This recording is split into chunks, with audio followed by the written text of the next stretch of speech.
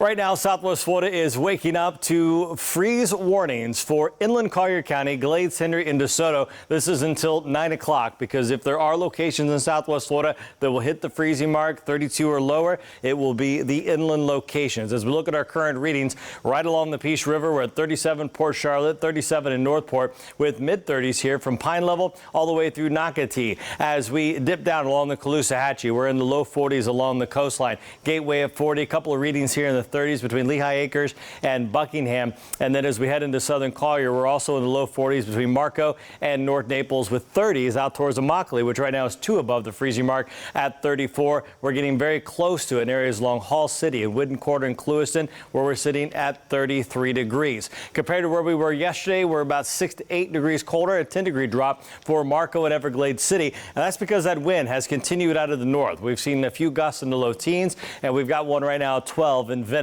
The wind should relax today, so although we'll see our temperatures in the low 60s just like yesterday, where we only reached 62, shouldn't be as blustery and very, very dry. We will not have to worry about a drop of rain on the radar. Look at these dew point values. We're in the low 30s. This is extremely dry air that allows the temperature to drop. And as we look at our forecast today, you can see the winds, instead of gusting 10 to 15, even some 20-mile-per-hour gusts yesterday, will settle in near 10. So your forecast calls for a high temperature of 62. That's well below our average. Going to be a cold one. Our sunset time coming up there at 5:57. And you can see the averages, 75-54, record low in the state, 31. And while we are cold this morning, we'll be nowhere near that mark. That cold air has just moved across the eastern seaboard, but some warmth already returning around the Dallas and Houston area. And that's around an area high pressure sitting over the Gulf waters. But for us today, that high pressure ridge keeps the wind coming in out of the north. We're dry, we're clear.